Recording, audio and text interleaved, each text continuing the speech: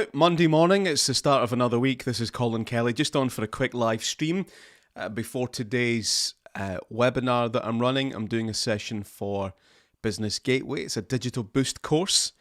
What to think about when creating a new website. Now, they've updated the title. It's an introduction to business websites, which is always a good course to deliver because I think a lot of people, some people, when they start going to try and get a website, it can waste them quite a bit of money and cause them quite a bit of hassle. There's a lot of people with websites and they don't feel that they got really what they paid for.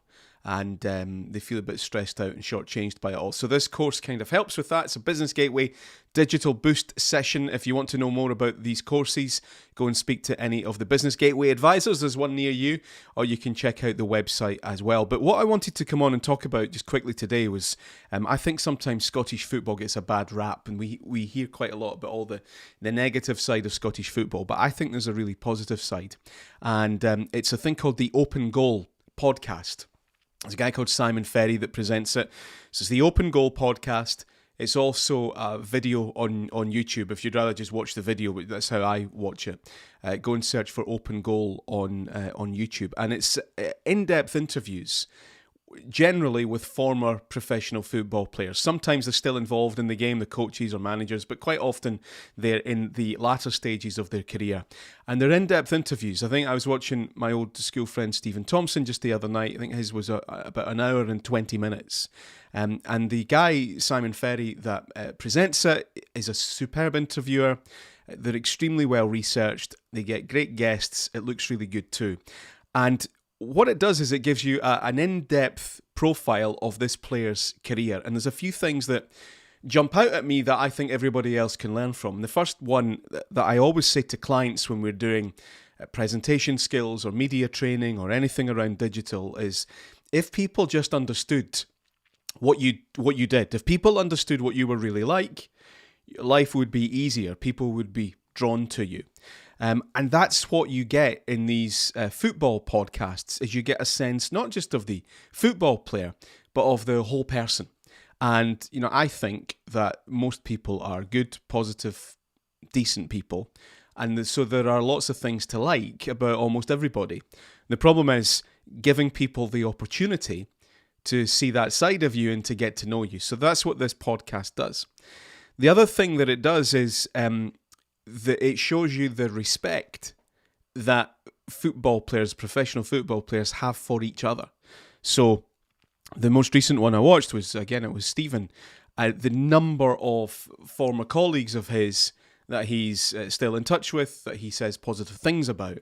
And the other thing I think football players seem to be good at is giving a fair appraisal of each other. So when he's talking about former colleagues or managers, it's not 100% they were amazing or 100% they were terrible. It's a good fair appraisal. They see each other's strengths and weaknesses. Now, maybe certain players that have gone on to be pundits and analysts, I guess they're probably better at that than maybe others. But in general, I've watched a lot of these podcasts now.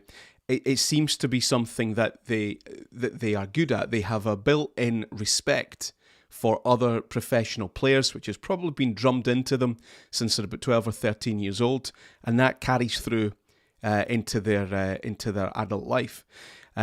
So again, we don't see this in politics, we don't see this in business, and I think there's a real space for those kind of, in Scotland, in-depth profile interviews, videos and podcasts about people in business and people in politics. I think you can really take your lead there from the Open Goal podcast.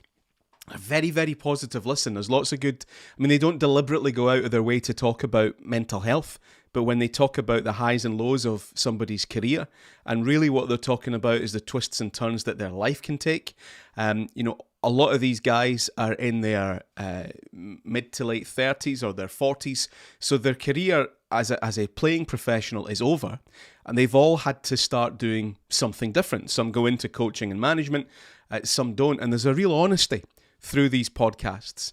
And again, I think it's something that everyone would benefit from consuming some of this content, but also looking at in your sector, in your space, in your world, Could you do something like that? And I think there's a real opportunity for it. I think it's really positive. I think when you find a piece of content like that, whether it's Joe Rogan's podcast or Simon Ferry or a YouTube influencer or somebody on LinkedIn, whoever it is, ask yourself, what is it that I like about this content?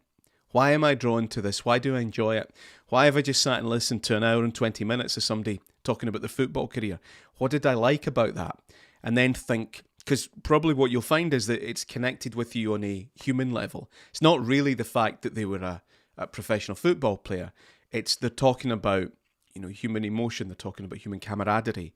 They're talking about overcoming obstacles. So all of that can be transported into different sectors and different niches. And that's the kind of content that cuts through on the internet. That's the kind of content that you should be trying to get across. Last week, just on Friday there, I did a video and it was about a biscuit company and the things that they're putting on their Instagram. And it's great, it looks fantastic, but what's missing is the human side of it. And when I go on their website and I get their business story and it tells me how they were founded and a little bit about, the original ethos and what they've become today, that human story, that's the content that people are drawn to. So if you haven't seen the Open Goal podcast with Simon Ferry, it's well worth a watch, and I'd really recommend the one with my old friend Stephen Thompson. Right, I'm going to get ready for my webinar.